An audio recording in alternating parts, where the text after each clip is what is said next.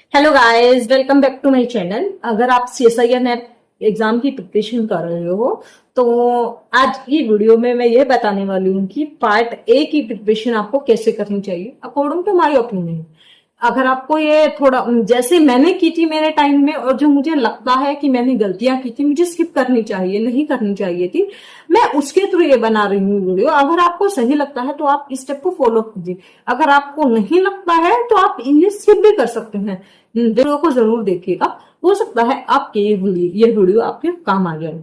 तो first of all बात करते हैं कि मुझे भी लगता था कि जनरल एप्टीट्यूड की हमें अलग से प्रिपरेशन करनी चाहिए, पर यह मैं बहुत गलत थी। अगर आपको लगता है कि आप जनरल एप्टीट्यूड की प्रिपरेशन करेंगे तो आप जनरल एप्टीट्यूड में फुल मार्क्स ले सकते हैं, तो अपने माइंड से एक बात पहले ही निकाल देनी है कि मुझे जनरल एप्टीट्यूड में फुल मार्क्स लेने हैं। There is not any logic. अगर आप सोचते हैं कि आप बिना जनरल एप्टीट्यूड के नेट एग्जाम क्वालिफाई करना चाहते हैं तो भी आप गलत सोच रहे हैं। अगर आप यह सोच रहे हैं कि आपको जनरल एप्टीट्यूड में फुल मार्क्स लेने हैं तो भी आप गलत सोच रहे हैं। क्योंकि बात क्या है, ऐसा नहीं है कि आप जनरल एप्टीट्यूड के बिना एग्जाम क्वालिफाई नहीं कर सकते हैं, क्योंकि जनरल एप्टीट्यूड तो बिल्कुल 30 मार्क्स का ही है। बाकी जो मैथमेटिक्स का या फिर स्पेसिफिक सब्जेक्ट का पोर्शन है वो आप 170 मार्क्स का है। आप ऑब्वियसली जनरल एप्टीट्यूड कर इस एग्जाम को क्वालिफाई कर सकते हैं, पर ये आपके लिए थोड़ा डिफिकल्ट हो सकता है। अगर आपको आपकी रैंक बूस्ट करनी है तो मेरे हिसाब से पार्ट ए पर भी फोकस करना जरूरी है। फोकस करने का मतलब ये नहीं है कि आपको उसकी प्रिपरेशन करनी है। मुझे क्या लगता है, मुझे जैसे मैंने जिस इंस्टीट्यूट से या फिर जिस से भी कोचिंग ली थी उन्होंने मुझे यही रिकमेंड किया था और मुझे ये प्रोसेस सही भी लगा था। इससे आपका टाइम भी वेस्ट नहीं होगा और इससे आपकी प्रिपरेशन भी अच्छे से हो जाएगी। करना क्या है, मुझे जो लगता है, हमें कभी भी जनरल एप्टीट्यूड का सिलेबस है उसको करने की कोशिश नहीं करनी चाहिए, उसके कंसेप्ट को नहीं करना चाहिए अकॉर्डिंग टू मी। तो करना क्या चाहिए, मैंने क्या किया था, सबसे पहले मैंने क्या किया, मैंने भी 3 बार अटेम्प्ट किया है एग्जाम को और मेरा थर्ड अटेम्प्ट में ही क्वालिफाई हुआ है। तो फर्स्ट अटेम्प्ट में मेरी मिस्टेक ये थी कि मैंने जनरल एप्टीट्यूड को देखा भी नहीं था, मेरे पास टाइम ही बहुत कम था, मैंने सिलेबस भी कंप्लीट कवर नहीं किया था, तो मैं वैसे ही एग्जाम देने गई थी सिर्फ यह देखने के लिए कि एग्जाम में एक्चुअल में होता क्या है। और जो मेरा सेकंड अटेम्प्ट था उस टाइम मैंने जनरल एप्टीट्यूड को किया था पर इतना सीरियसली नहीं लिया था, तो यह मेरी मिस्टेक रही थी। और इन थर्ड अटेम्प्ट मैंने जनरल एप्टीट्यूड को थोड़ा सा स्ट्रेटजी से प्रिपेयर किया था। तो मैंने क्या किया था, सबसे पहले अगर आपको पता हो आप किसी भी सब्जेक्ट में हो, आप किसी भी सब्जेक्ट की प्रिपरेशन कर रहे हो, जनरल एप्टीट्यूड सीएसआईआर नेट में सब में आता है।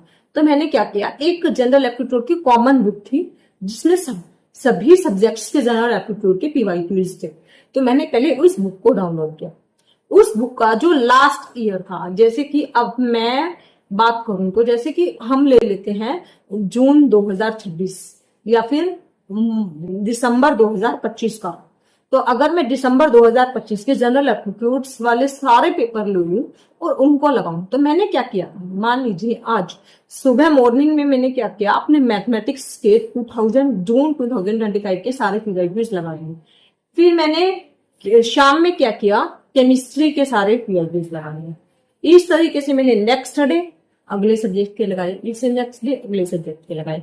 इसी तरीके से मैंने सभी के जनरल एप्टीट्यूड किए थे और लगभग मैंने 2 ईयर्स से, मैं ज्यादा भी नहीं किए थे, अगर मैं और ज्यादा करती तो शायद मैं जनरल एप्टीट्यूड में और अच्छा स्कोर कर पाती। मैंने लगभग 3 ईयर्स के ही जनरल एप्टीट्यूड के पीवाईक्यूज किए थे।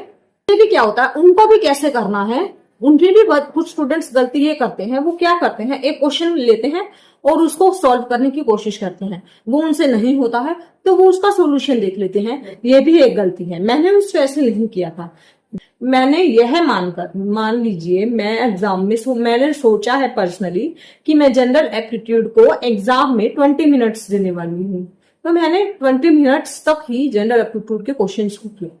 मैंने ये सोचकर कि मैं एग्जाम में बैठ गई हूँ, उसको एग्जाम की तरह ही किया। इसके बाद मैंने सबके आंसर मैच किए, फिर मैंने उनकी मार्किंग की, नेगेटिव है तो नेगेटिव, पॉजिटिव है तो पॉजिटिव, जीरो है तो जीरो, फिर मैंने उनकी मार्किंग की। इसके बाद वो क्वेश्चंस जो मुझसे रॉन्ग हुए थे, मतलब कि जो नेगेटिव में गए थे, उनको मैंने दोबारा अटेम्प्ट किया। देखने के लिए कि मैं इस बार कर पा रही हूँ या नहीं। अब मुझसे नहीं हो रहे हैं तो मैंने सॉल्यूशन देखी, वो सॉल्यूशन से इस कंसेप्ट को जानने की कोशिश की।